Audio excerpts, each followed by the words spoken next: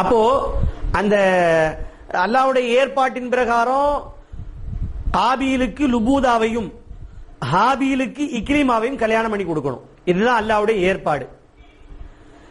இப்போ காபீல் இருக்காரா இல்லையா, அவரோட பிறந்த இக்லீமா நல்ல அழகும் சௌந்தரியமும் நிறைந்த பெண். ஹாபீல் இரண்டாவது சூழ்ல பிறந்த லுபூதா என்ற பெண் கொஞ்சம் அழகு கம்மி. இப்ப அல்லாஹ்வுடைய ஏற்பாட்டின் பிரகாரம் ஹாபீல் போய் கேட்கிறாரு, இக்லீமாவை எனக்கு கல்யாணம் பண்ணி கொடு அப்படின்னு சொல்லி ஹாபீல் போய் கேட்கிறாரு. காபீல் சொல்றாரு, உனக்கு கல்யாணம் பண்ணி முடிக்க முடியாது. ஏன் அப்படின்னு கேட்டா, உன் கூட பிறந்த பிள்ளையை நான் கல்யாணம் பண்ண வேண்டிய ஒரு லுபூதாவை, அது ஏன் கூட பிறந்திருக்கக்கூடிய இக்லீமா மாதிரி அழகு இல்ல, அதனால நானே இக்லீமாவை கல்யாணம் முடிக்க போறேன். உனக்கு லுபூதா, உனக்கு இக்லீமாவை கல்யாணம் முடிச்சு கொடுக்க மாட்டேன் அப்படின்னு சொல்லி அவர் சொல்றாரு. அப்போ தனக்கு நிக்கா செய்து வைக்கும்படி கேட்டு அவர் மாட்டேன்னு சொன்ன உடனே தன்னுடைய தந்தை பாபா ஆதம் அலைஹிஸ்ஸலாம் அவரிடத்துல போய், இந்த மாதிரி அண்ணன் இந்த மாதிரி தங்கச்சி பிள்ளைய கட்டி கொடுக்க மாட்டேங்கிறாரு, அது மாதிரி ஏன் கூட பிறந்த பிள்ளைய அண்ணன் கல்யாணம் பண்ண மாட்டேங்கிறாரு, என்னன்னு கேளுங்க அப்படின்னு சொல்ல ஆதம் அலைஹிஸ்ஸலாம் அவர்களும் கூப்பிட்டு பேசுறாங்க. எப்ப அல்லாஹ்வுடைய சட்டத்தின் பிரகாரம் நீ என்ன செய், உன் கூட பிறந்த பிள்ளை அந்த பையனுக்கு கொடுத்துரு, அந்த பையன் கூட பிறந்த பிள்ளை நீ கல்யாணம் முடிச்சுக்கோ அப்படின்னு. அவன் சொல்றான், அதெல்லாம் முடியாது, லுபூதா அழகு இல்ல, இக்லீமா தான் அழகு, அதனால நான் இக்லீமாவை தான் கல்யாணம் முடிப்பேன் அப்படின்னு சொல்லி அவன் சொல்ல, கடைசியா ஆதம் அலைஹிஸ்ஸலாம் அவர்கள் முடிவு பண்ணாங்க. என்ன முடிவு பண்ணாங்கன்னா, நீங்க குர்பானி கொடுங்கப்பா, அல்லாஹ்வுக்காண்டி என்ன செய்யுங்க, குர்பானி கொடுங்க. அந்த காலத்துல எல்லாம் குர்பானி எப்படி அப்படின்னு கேட்டீங்கன்னு சொன்னா, ஒரு குறிப்பிட்ட இடத்துல கொண்டு போய் நாம கொடுக்கக்கூடிய குர்பானியை கொண்டு வச்சிட வேண்டியது. அல்லாஹ் தஆலா ஏத்துக்கிட்டாம்னா அது அல்லாஹ் தஆலா உயர்த்திக்கிடுவான் வானத்துல, ஏத்துக்கிடாட்டி மறுத்துட்டாம் அது வச்ச இடத்துல இருக்கும், அல்லாஹ் தஆலா அதை உயர்த்த மாட்டான். இந்த மாதிரி ஒரு ஏற்பாடு அந்த காலத்துல இருந்துச்சு. நமக்கு அப்படி இருந்தா அப்ப யோசிச்சு பாருங்க கொஞ்சம்.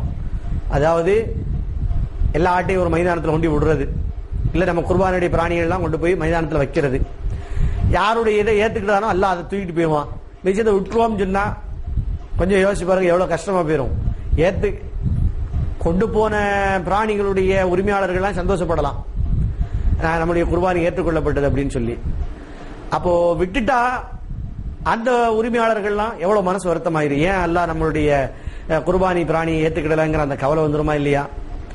ஸல்லல்லாஹு அலைஹி வஸல்லம் அவர்கள் துஆ செய்திருக்கிறார்கள், யா அல்லாஹ் என்னுடைய உம்மத்துமார்கள் என்னதான் இந்த உலகத்துல நியாயத்துக்கு மாற்றமாக நடந்திருந்தாலும் அவர்களுக்கு இந்த உலகத்திலேயே அவர்களை கேவலப்படுத்தி விடாதே, தண்டனை கொடுத்து விடாதே.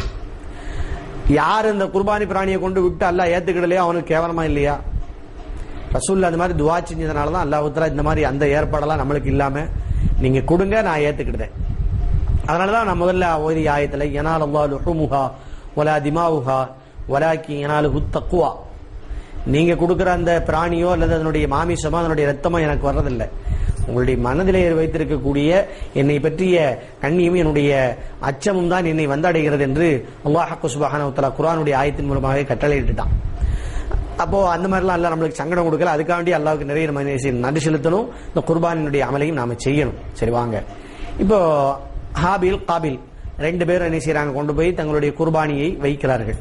இதுல அல்லாஹ் சுப்ஹானஹு வ தஆலா ஹாபில் அவர்கள் வைத்திருந்த ஆட்டை அல்லாஹ் தஆலா ஏற்றுக்கொண்டான். நல்ல கொழுத்த பருத்த ஆட்டை கொண்டு வச்சிருந்தாங்க, அதை எல்லாம் ஏத்துக்கிட்டான், எல்லாம் தூக்கிட்டான். காபில் அவர்கள் வைத்திருந்த குர்பானியை அல்லாஹ் தஆலா ஏற்றுக்கொள்ளவில்லை.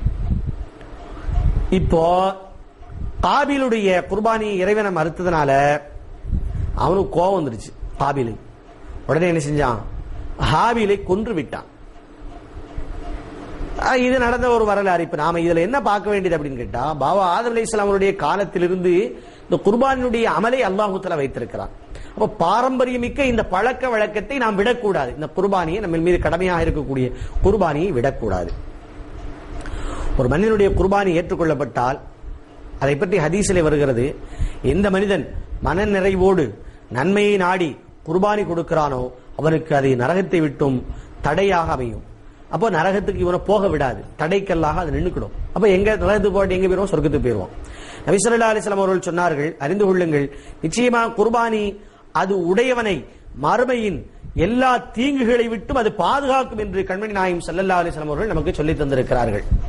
அதே போல ஃபாத்திமா நாயகி பார்த்து நபி ஸல்லல்லாஹு அலைஹி வஸல்லம் அவர்கள் சொன்ன ஹதீஸும் நமக்கு ஒரு சிறந்த குர்பானியினுடைய சிறப்பை பற்றி சொல்லக்கூடிய ஒரு சிறந்த ஹதீஸாக இருக்கிறது. ஃபாத்திமாவே, எழு என்னுடைய அரபி மகளே, உன்னுடைய பிராணியிடத்திலே சென்று குர்பானியினுடைய பிராணியை முதலாவது அதை அறுத்து பலியிடு. அப்படி பலியிடும் பொழுது அதனுடைய முதலாவது சொட்டு பூமியிலே விழும் பொழுதே உன்னுடைய அனைத்து பாவங்களும் மன்னிக்கப்பட்டு விடுகின்றன. மேலும் இந்த பிராணி மறுமை நாளில் இதனுடைய ரத்தமும் மாமிசமும் 70 மடங்கு கூடுதலாக கொண்டு வரப்படும். இதை உன்னுடைய மீசானில் நன்மை தட்டில் வைக்கப்படும் என்று நபி ஸல்லல்லாஹு அலைஹி வஸல்லம் அவர்கள் கூறிய பொழுது அபூ சயீத் அல்-குத்ரி ரலியல்லாஹு அன்ஹு அவர்கள், அல்லாஹ்வின் தூதரே, இந்த பாக்கியம் முகமது நபி ஸல்லல்லாஹு அலைஹி வஸல்லம் உடைய குடும்பத்திற்கு மட்டும் உரியதா அல்லது எல்லா மக்களுக்கும் உரியதா என கேட்டார்கள். முகமது ஸல்லல்லாஹு அலைஹி வஸல்லம் அவருடைய குடும்பத்தாருக்கும் எல்லா மக்களுக்கும் பொதுவானதுதான் என்று கண்மணி நாயகம் ஸல்லல்லாஹு அலைஹி வஸல்லம் அவர்கள் பதிலளித்த இந்த ஹதீஸை அலி ரலியல்லாஹு அன்ஹு அவர்கள் மற்றும் இம்ரான் இப்னு ஹுசைன் ரலியல்லாஹு அன்ஹு அவர்கள் அறிவித்திருக்கிறார்கள் நமக்கு. அப்போ நாம கொடுக்கக்கூடிய குர்பானுடைய சொட்டு கீழே போகும் முன்னே என்ன செய்யுது? நம்முடைய பாவங்கள் எல்லாம் மன்னிக்கப்படுகிறது.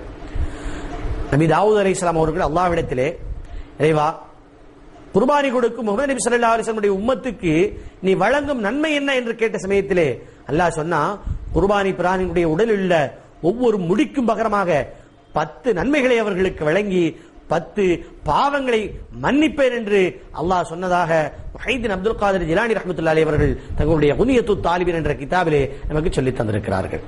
அப்போ ஒரு ரோமத்துக்கு 10 நன்மை, 10 பாவம் போகுது. அப்போ ஒரு குர்பானியுடைய பிராணி இடத்துல எத்தனை ரோமம் இருக்கும்? எத்தனை லட்சக்கணக்கான ரோமங்கள் இருக்கும், கோடிக்கணக்கான ரோமங்கள் இருக்கும். அத்தனையும் 10ஆல நீங்க பெருக்கிக்கோங்க. 10 பாவங்களும் போதுன்னா நம்ம வாழ்க்கையில் இருக்கக்கூடிய எல்லா பாவமுமே பேருங்க. என்ன கோடிக்கணக்கிலையா பாவம் செஞ்சு வச்சிருக்கோம்? நன்மை வேணா கோடிக்கணக்கில் சம்பாதிச்சு வச்சிருப்போம். கோடிக்கணக்கிலையா பாவம் நம்மள்ட்ட வந்து நிக்க போகுது? அல்லாஹ் தஆலா அந்த பாவத்தையெல்லாம் போக்குறாங்க குர்பானி கொடுப்பதன் மூலமாக. அப்போ நாம இந்த குர்பானியை கொடுக்கும் பொழுது நம்முடைய உள்ளத்திலே நல்லதொரு எண்ணம் வேண்டும். அல்லாஹ் கேட்கிறானா இல்லையா, வலாக்கி யனாலுஹு தக்வா, நீங்கள் வைத்திருக்கக்கூடிய அந்த எண்ணம் தான் என்னை வந்து சேருகிறது. அப்போ குர்பானிலே அல்லாஹ்வுடைய அச்சம் மட்டுமே அல்லாஹ்வை அடையும். எனவே முகஸ்திதி, பெருமை இதெல்லாம் நம்மள்ட்ட என்ன செய்யக்கூடாது? நான் குர்பானி கொடுக்கிறேன், என்னை எல்லாரும் பார்க்கணும், என் குர்பானியை எல்லாரும் என்ன செய்ய மெச்சணும், இந்த எண்ணம்லாம் நம்மளுக்கு தேவையே கிடையாது. அப்போ நமக்கு தேவையானது அல்லாஹ்காண்டி கொடுக்குறேங்கிற அந்த தக்வா என்று நம்மளுக்கு வேண்டும். நபி ஸல்லல்லாஹு அலைஹி வஸல்லம் அவர்கள் இந்த மன தூய்மையோடு இருக்கக்கூடியவர்களை பற்றி சஹாபாக்களுக்கு மத்தியிலே சொல்லி இருக்கிறாங்க. சஹாபாக்களுக்கு மத்தியிலே மறுமையிலே நடக்கக்கூடிய சம்பவத்தை பத்தி ரசூலுல்லாஹ் சொல்றாங்க. நாளை மறுமையிலே ஒரு கூட்டம் எல்லோரையும் போல கபரில் இருந்து எந்திரிப்பாங்க. அவங்களுக்கு பாத்தீங்கன்னா பறவைக்கு இருக்கிற மாதிரி ரெக்கைகள்லாம் இருக்குமா அந்த கூட்டத்திற்கு, அல்லாஹ் எழுப்பக்கூடிய கூட்டத்தினர். பொதுவா அல்லாஹ் கபரிலிருந்து நம்ம இறந்த பிறகு மஹ்ஷரிலே எழுப்பப்படும் பொழுது நாம ஒரு 3 நிலைகளை சந்தித்தே ஆக வேண்டும். ஒன்று மஹ்ஷர் என்று சொல்லப்படக்கூடிய அல்லாஹ் கேள்வி கணக்கக்கூடிய அந்த நிலை, அதற்கு பிறகு சிராத்துல் முஸ்தகீம் பாலத்தினுடைய நிலை, அதற்கு பிறகுதான் சொர்க்கம். தீயவர்களாக இருந்தால் அந்த சிராத்துல் முஸ்தகீம் பாலத்தில் நடக்கும் பொழுது டபக்குன்னு என்ன செஞ்சிருவான்? அந்த பாலத்துக்கு கீழே இருக்கக்கூடிய நரகத்திலே விழுந்து விடுவான். அதற்கு பிறகுதான் சொர்க்கம். சிராத்துல் முஸ்தகீம் பாலத்தை கடக்கணும். இப்ப கபருல இருந்து மஹ்ஷர் போகணும், மஹ்ஷர்ல இருந்து சிராத்துல் முஸ்தகீம் பாலம். நல்லவங்களுக்கு அந்த பாலத்துல இருந்து நடக்க முடியாம அப்படியே கீழே இருக்கக்கூடிய நரகத்துல விழுந்துருவாங்க. நல்லவர்கள் தீயவர்கள் அந்த பாலத்துல வந்து நடக்க முடியாம என்ன செஞ்சிருவாங்க? நரகத்தில் விழுந்துருவாங்க. தீயவர்கள் வந்து நல்லவர்கள் என்ன செய்வாங்க? நேராக சொர்க்கத்துக்கு அந்த பாலத்தில் நடந்து போயிருவாங்க. இதுதான் அல்லாஹ்வுடைய ஏற்பாடு. ரசூலுல்லாஹ் சொல்றாங்க, அந்த கபரிலிருந்து எழுப்பப்படக்கூடிய அந்த மனிதர்களுக்கு, அந்த கூட்டத்தினர்களுக்கு பறவைகளுக்கு இருப்பது போன்ற ரெக்கைகள் இருக்குமா. அந்த இறக்கைகளோடு அப்படியே என்ன செய்வாங்களாம்? பறந்து அப்படியே சொர்க்கத்துக்கு போயிருவாங்களாம். அப்ப சொர்க்கத்துக்கு போய் அந்த சொர்க்கத்தினுடைய இன்பமான வாழ்க்கையில அனுபவிச்சுக்கிட்டு இருப்பாங்களாம். அப்ப அவங்க எதெல்லாம் பார்க்கல? மஹ்ஷரை பார்க்கல, சிராத்துல் முஸ்தகீம் பார்க்கல, நரகத்தை பார்க்கல, நேரா சொர்க்கத்துக்கு பறந்து போயிட்டாங்க. இப்போ இவங்களை மலக்குமார்கள் வியப்புடனே பார்ப்பார்கள். வியப்புடனே பார்த்து, ஏங்க விசாரணைக்குரிய சிராத்துல் மஹ்ஷர் பெருவழி, சிராத்துல் முஸ்தகீம் பாலத்துல நடக்கிறது, நரகத்தை பார்க்கிறது, இவையெல்லாம் உங்களுக்கு எதுவுமே இல்லையே, நேரடியா நீங்க சொர்க்கத்துக்கு வந்துட்டீங்களே, நீங்க இதெல்லாம் பாத்தீங்களா அப்படின்னு மலக்குமார்கள் கேட்கிறாங்க. அவங்க இல்ல, நேரடியா நாங்க சொர்க்கத்துக்கு பறந்து வந்துட்டோம் அப்படின்னு அவங்க சொல்ல. அப்போ மலக்குமார்கள் கேட்பாங்க, நீங்க எந்த நபியுடைய உம்மத்துங்க, இப்படி நேரா வந்துட்டீங்களா, நீங்க யாரு? அவங்க சொல்லுவாங்க, நாங்க முஹம்மது ஸல்லல்லாஹு அலைஹி வஸல்லம் உம்மத்து. அப்படியா? அப்படின்னா நீங்க உலகத்துல இப்படி பறந்து நேரா சொர்க்கத்துக்கு போற அளவுக்கு என்ன நல்ல காரியம் செஞ்சீங்க அப்படின்னு கேட்கும் பொழுது அந்த மக்கள் சொல்லுவாங்களாம், எங்களிடத்துல 2 பண்புகள் இருந்தது. உலகத்துல 2 பண்புகள் இருந்தது. அந்த பண்புகளோடு அல்லாஹ்வுடைய கிருபை இருந்ததின் காரணமாக நாங்கள் சொர்க்கத்துக்கு நேராக மஹ்ஷரை, நரகத்தை, சிராத்துல் முஸ்தகீம் எதையுமே பார்க்காம வந்தோம். அது என்ன பண்பு? முதலாவது பண்பு, நாங்கள் தனிமையிலும் அல்லாஹ்வை நினைத்தோம். எப்பொழுதுமே எங்களுடைய அமல்களிலே அல்லாஹ்வை நினைத்து நாங்கள் செயல்படுவோம். நாங்க பாவம் செய்வதற்கு பயந்தோம், வெட்கப்பட்டோம். அப்போ உலகத்துல எப்பவுமே அல்லாஹ்வுடைய நினைவோடு நாங்க இருப்போம். முதல் விஷயம். இரண்டாவது விஷயம், அல்லாஹ் எங்களுக்கு உலகத்துல என்ன மாதிரி நடக்கணும், என்னென்ன பங்கீடு இருக்குது அப்படின்னு அல்லாஹ் சொல்லி இருக்கிறானோ அது மாதிரி நாங்க இருந்துகிட்டோம். அப்போ உலகத்திலே அல்லாஹ்வுடைய கட்டளை ஏற்று நடந்தோம்.